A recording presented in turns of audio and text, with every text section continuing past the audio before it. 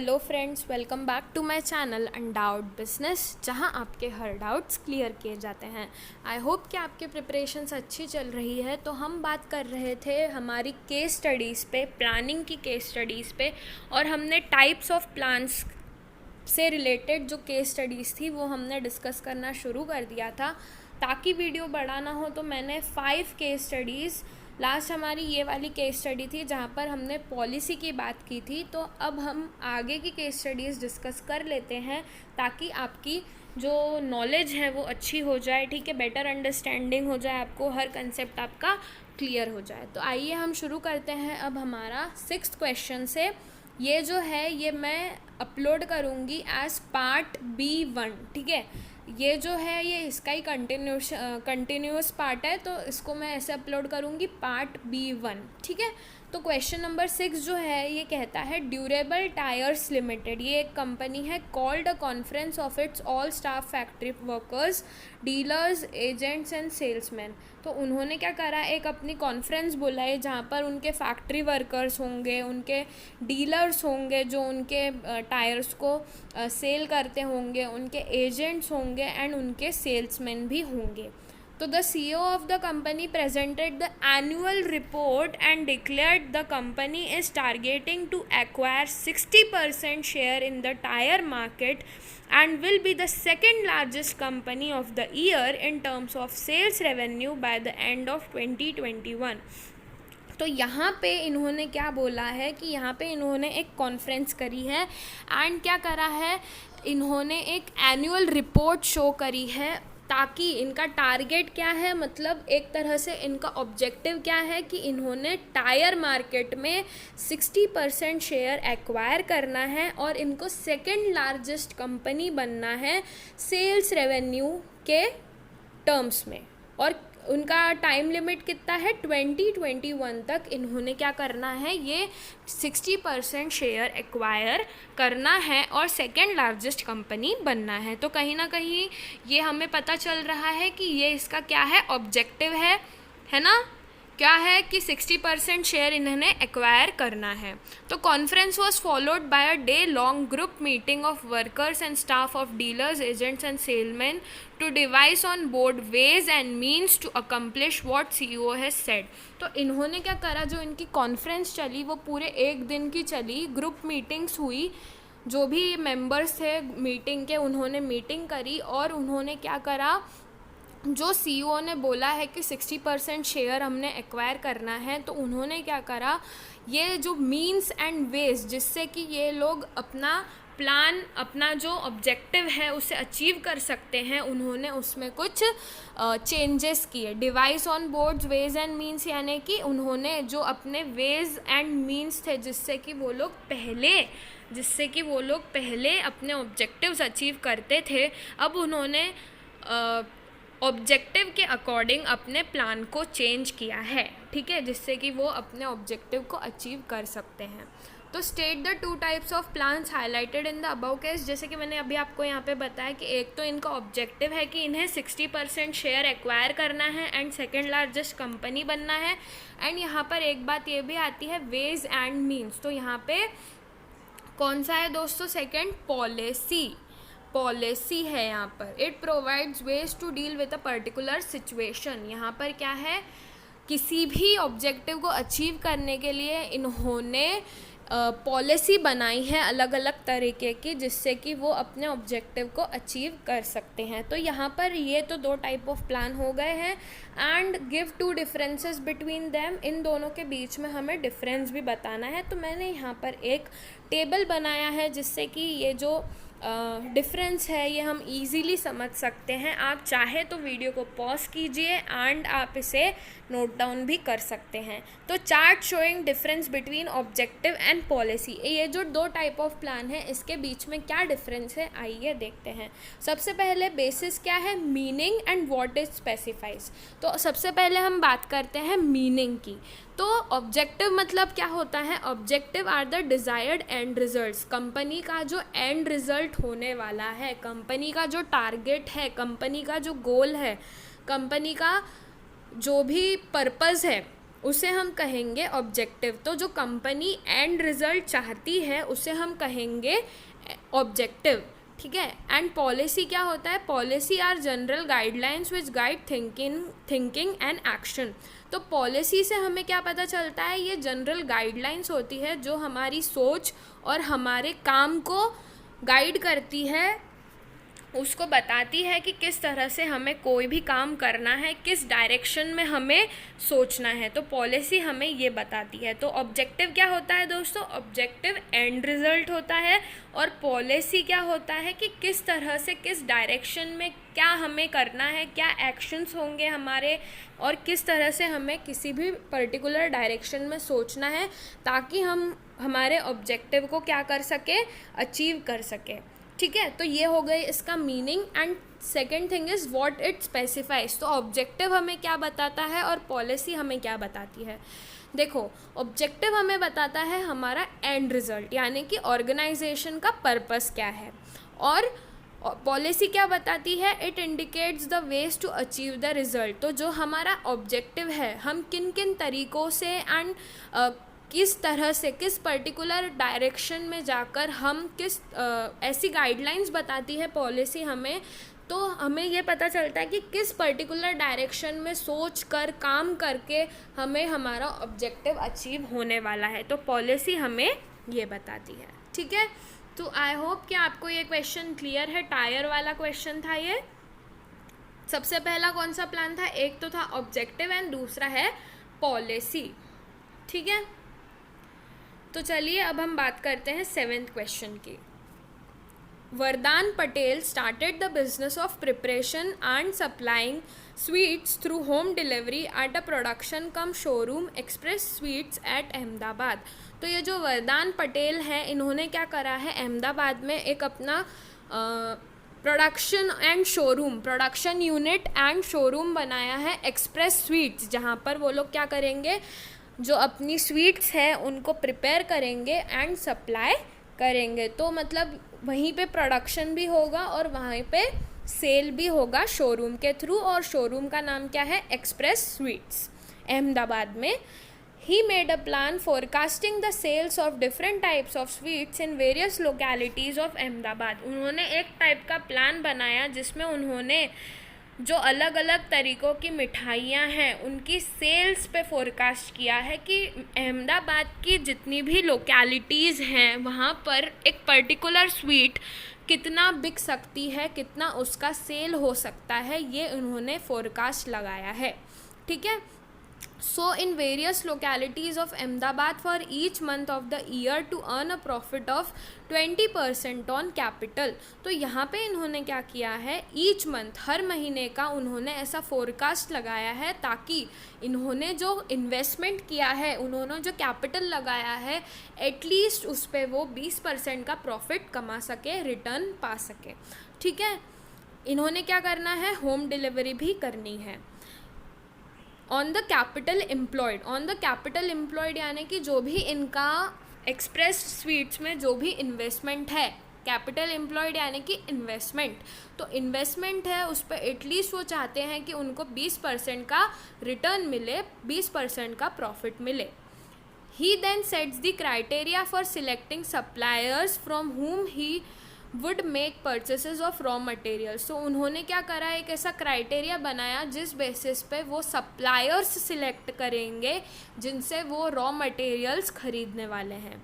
The planning paid off and business was able to achieve its target. जो इन्होंने जो भी प्लानिंग करी थी वो सक्सेसफुल हो गई एंड जो भी इनका टारगेट था 20% ऑन कैपिटल एम्प्लॉयड, इनका ये टारगेट था, तो ये इन्होंने अचीव कर लिया। तो identify 2 types of plans by quoting the lines from above and explain the same. तो कौन से 2 टाइप के प्लान हुए यहाँ पे दोस्तों? एक मिनट, एक लाइन छूट गई। He sets a target of 20 lakhs in the current year with a 10% increase every year. तो इन्होंने अपना टारगेट क्या बनाया था कि इनकी सेल कितनी होने वाली है, 20 लाख की सेल हो जाएगी करंट ईयर में, और हर साल क्या होगा, 10% इंक्रीज़ होगा। तो इन्होंने ये ऑब्जेक्टिव बनाया है। तो यहाँ पर 2 टाइप ऑफ प्लान कौन सी हो गई दोस्तों? देखो, मिठाइयाँ हैं।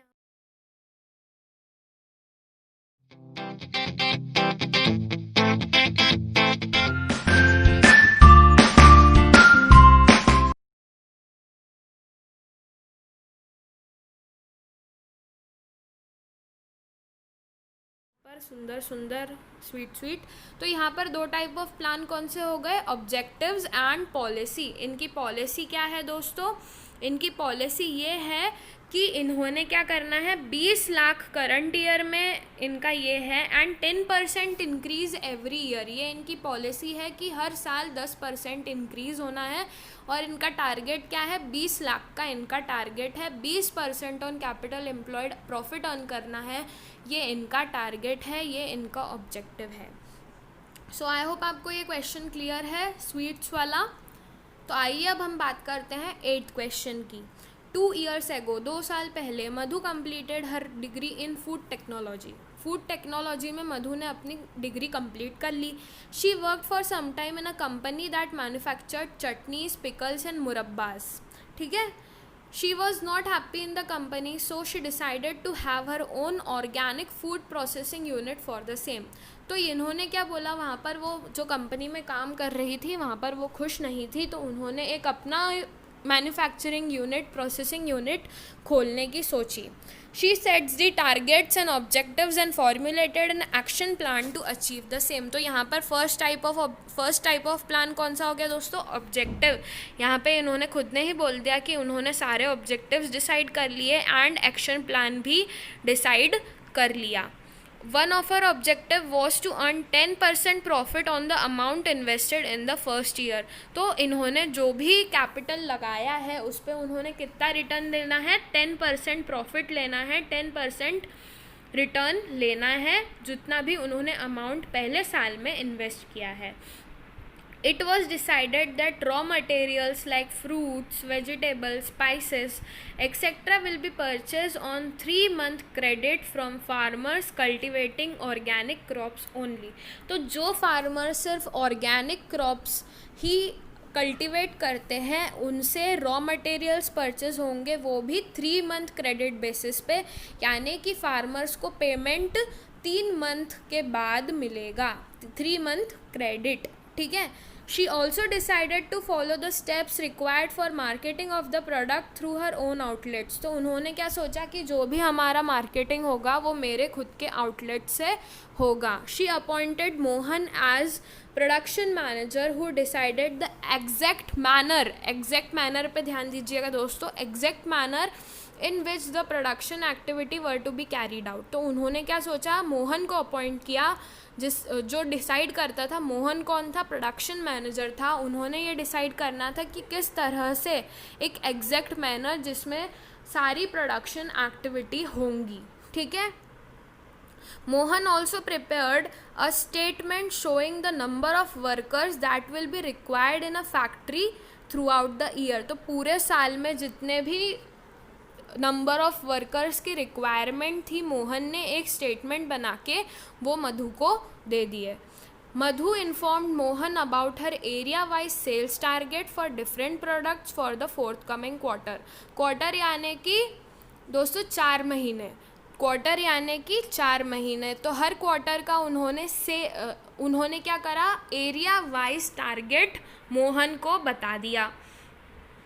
While working on the production table, I am so sorry दोस्तों, क्वार्टर यानी कि 3 मंथ्स होता है। ठीक है, तो 3 मंथ्स का टारगेट उन्होंने अपने प्रोडक्शन मैनेजर को बता दिया। उनका एरिया वाइज सेल्स टारगेट जो था वो उन्होंने अपने प्रोडक्शन मैनेजर को बता दिया। While working on the production table, a penalty of 100 rupees per day for not wearing caps, gloves and apron was announced. अगर आपने काम करते हुए ग्लोव्स नहीं पहने, कैप्स नहीं पहनी, एप्रन नहीं पहना, आप वेल ड्रेस नहीं हो, तो हर दिन कितना 100 रुपये का पेनल्टी लगेगा। Coating lines from above para identify the different types of plans. तो आइए हम बात करते हैं। सबसे पहला क्या है दोस्तों, ऑब्जेक्टिव है। ऑब्जेक्टिव यहाँ पे क्या है कि इन्होंने 10% प्रॉफिट कमाना है on the amount invested in the first year. तो ऑब्जेक्टिव होता क्या है वैसे, objective is the end result which the organisation tries to achieve. अभी हमने ऊपर बात की थी कि ये हमारा एंड रिजल्ट होता है जो कंपनी अचीव करना चाहती है। तो यहाँ पर कंपनी का ऑब्जेक्टिव क्या है कि 10% प्रॉफिट कमाना है। दूसरी बात है पॉलिसी की। पॉलिसी यानी कि जनरल गाइडलाइंस होती है जो कि हमारी डिसीज़न मेकिंग को और एक्शंस को, मैनेजर के डिसीज़न मेकिंग और एक्शंस को गाइड करती है। तो क्वेश्चन में से कौन सी लाइन थी? It was decided that raw material. तो यहाँ पर ये जो कंपनी है इसकी ये पॉलिसी थी कि यहाँ पर जो भी हमारा रॉ मटेरियल परचेज होगा वो ऑर्गेनिक क्रॉप्स होंगी, है ना, और 3 मंथ क्रेडिट बेसिस पे हम लोग फार्मर से परचेस करेंगे। तो ये इनकी पॉलिसी थी। तीसरी बात है प्रोसीजर की। A procedure contains a series of specific steps to be performed in a sequence to carry out routine work. तो मार्केटिंग जो होता है दोस्तों वो रूटीन वर्क होता है कि प्रोडक्शन हुआ देन मार्केटिंग हुई, प्रोडक्शन हुआ देन जो भी आपका प्रोडक्ट है उसे आपको सेल करना है, मार्केट करना है। तो यहाँ पर प्रोसीजर की जो हमारी लाइन्स है वो ये है, she also decided to follow the steps required for marketing of the product through her own outlet. तो यहाँ पर इन्होंने क्या करा, स्टेप्स डिसाइड की। तो प्रोसीजर यानी कि क्या होता है, स्टेप बाय स्टेप, है ना, स्पेसिफिक स्टेप्स जिससे कि हमारा जो ऑब्जेक्टिव है वो अचीव हो सके, जिससे कि हमारा रूटीन वर्क हो सके। तो प्रोसीजर की बात भी हो गई। Fourth is rule. रूल यानी कि specific statement showing dos and don'ts that guide the behaviour of people. तो यहाँ पर हमने अभी बात की थी कि अगर आपने एप्रन नहीं पहना, कैप नहीं पहना और आपने अगर आपका यूनिफॉर्म सही नहीं है तो आपको क्या लगेगा, 100 रुपये की पेनल्टी लगेगी। तो ये क्या था, रूल था। फिर हमने बात की बजट की। It is a statement showing the future expenditure, है ना। तो Mohan prepared a statement showing the number of workers that would be required in a factory through out the year. Through out the year यानी कि एक financial year के लिए उन्होंने एक बजट बना लिया, एक टाइप का स्टेटमेंट बना लिया जो कि नंबर ऑफ वर्कर्स बता रहा था। तो दैट वॉज क्या, that was a budget. So I hope आपको ये क्वेश्चन क्लियर है। ऑर्गेनिक फूड, चटनी, मुरब्बा एंड ऑल, ठीक है। सो अब हम बात करते हैं 9th क्वेश्चन की। The term demonetization has become a household name since the government pulled the old 500 and 1000 notes out of circulation in November 2016. क्या हुआ था डिमोनेटाइजेशन के टाइम पर क्या हुआ था डिमोनेटाइजेशन के टाइम पर 500 और 1000 के नोट बंद कर दिए गए थे, आउट ऑफ सर्कुलेशन हो गए थे, है ना। The Indian government has demonetise bank notes on 2 prior occasions. इससे पहले भी गवर्नमेंट ने क्या करा था, 500 और 1000 के नोट बंद करने की कोशिश की थी, यानी डिमोनेटाइजेशन किया था। पहला साल कौन सा था, 1946 में किया था पहले, और 1978 में भी किया था। In both the cases the purpose was to combat tax evasion by black money. मैंने आपको जो मेरा बिजनेस इन्वायरमेंट का चैप्टर जब हम डिस्कस कर रहे थे तो मेरा एक वीडियो है डिमोनेटाइजेशन पे, उसमें आप देखिएगा कि मैंने आपको बताया था कि ब्लैक मनी का क्या होता है।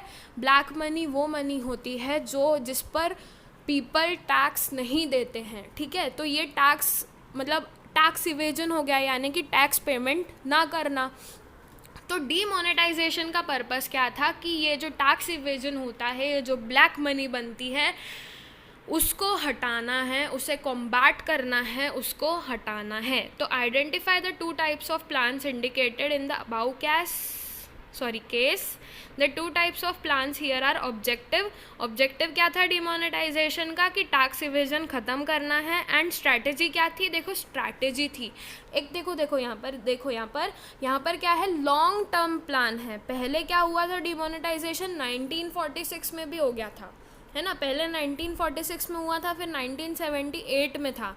यानी कि ये एक डिमोनेटाइजेशन जो है कि जो डिमोनेटाइजेशन है ये गवर्नमेंट का लॉन्ग टर्म ऑब्जेक्टिव था कि कभी ना कभी जाकर तो ये जो करप्शन है, ये जो ब्लैक मनी है, ये जो टैक्स इवेजन है, ये कभी ना कभी तो ख़त्म होना ही है। तो ये एक तरह का लॉन्ग टर्म प्लान था। जब पहले उन्होंने डिमोनेटाइजेशन 1946 में भी किया और 1978 में भी किया। सो आई होप आपको ये क्वेश्चन क्लियर है दोस्तों। तो यहाँ पर डिमोनेटाइजेशन का ऑब्जेक्टिव क्या था, टैक्स इवेजन को बचाना, और स्ट्रैटेजी क्या थी, पहले 1946 में भी किया एंड फिर 1978 में भी किया। सो आई होप आपको क्वेश्चन क्लियर है। आते हैं अब लास्ट क्वेश्चन पे।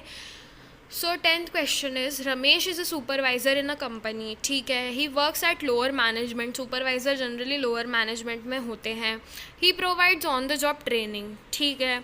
The way in which a task is to be done by the workers at the shop floor level. अब देखो जो दोस्तों यहाँ पर जॉब ट्रेनिंग की बात करी गई है, on the job training method की, लेकिन यहाँ पर क्या होता है, कुछ ऐसे वर्ड्स होते हैं जो अभी आपको लग रहा होगा कि ये स्टाफिंग चैप्टर का है.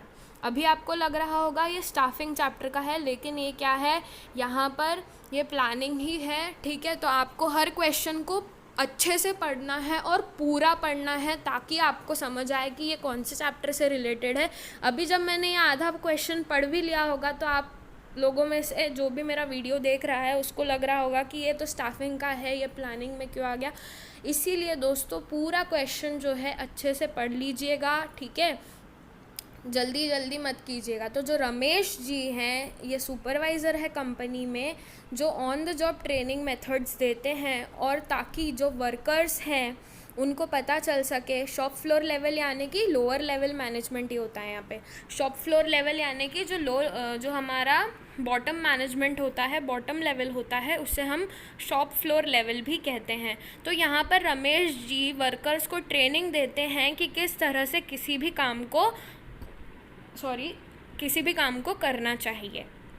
ही meets his boss once a week. वो अपने बॉस से मिलते हैं एक बार वीक में, वीकडे में यानी वीकेंड पे मिलते हैं वो अपने बॉस से. And gives him a numerical statement. दोस्तों numerical statement quantifying the numbers needed in various activities for the next 6 months. तो यहाँ पर एक न्यूमेरिकल स्टेटमेंट जो रमेश जी अपने बॉस को देते हैं और अपनी रिक्वायरमेंट्स बताते हैं फॉर द नेक्स्ट 6 months. आने वाले 6 months के लिए वो अपने जो रिक्वायरमेंट है वो न्यूमेरिकल स्टेटमेंट के वे में बताते हैं. The boss approves his requirements and gives him a job to set the targets and figures about the next plan he thinks is good for the manufacturing unit. यहाँ पर क्या है, फिर बॉस ने जो इनकी रिक्वायरमेंट थी इसे अप्रूव कर दिया एंड उनको एक काम दिया कि अब जो प्लान्स है जो आपको इस मैन्युफैक्चरिंग यूनिट के लिए सही लगते हैं वो आपको नंबर्स में बनाना है. उस टाइप का प्लान आपको नंबर में बनाना है. Which 2 types of plans have been highlighted in the above case? Which step of planning process is highlighted? तो यहाँ पर the types of plans are methods and budget. देखो दोस्तों यहाँ पर क्या है, यहाँ पे मेथड है. On the job training method होती है एक टाइप की. अभी हमने स्टाफिंग का चैप्टर कंप्लीट किया है, उसमें हमने देखा था कि ऑन द जॉब क्या होता है, on the job training methods होती है. तो टाइप ऑफ प्लान कौन सा हो गया, एक तो मेथड हो गई एंड दूसरा क्या हो गया, यहाँ पर एक न्यूमेरिकल स्टेटमेंट की बात की गई है. न्यूमेरिकल स्टेटमेंट यानी कि बजट होता है नेक्स्ट 6 months के लिए यहाँ पर बात की गई है. लेकिन जनरली एक फाइनेंशियल ईयर के लिए, जनरली अप्रैल टू मार्च के लिए हम लोग क्या बनाते हैं, बजट बनाते हैं. तो यहाँ पे कौन से टाइप ऑफ प्लान हो गए, एक तो हो गया मेथड एंड दूसरा हो गया budget. The step of planning process what the boss is telling to be followed is setting objectives. तो रमेश को बोला गया है कि अब क्या करो, आप सारे अपने ऑब्जेक्टिव सेट कर लो. तो ये हमने पढ़ा था कि ये एक प्लानिंग की प्रोसेस की स्टेप है, that is setting of objectives. So I hope आपको ये सारे क्वेश्चंस क्लियर है दोस्तों. कोई भी अगर डाउट हो तो प्लीज़ मुझे कमेंट बॉक्स में बताइएगा. So thank you for watching my video. Keep watching Underwood Business. Thank you.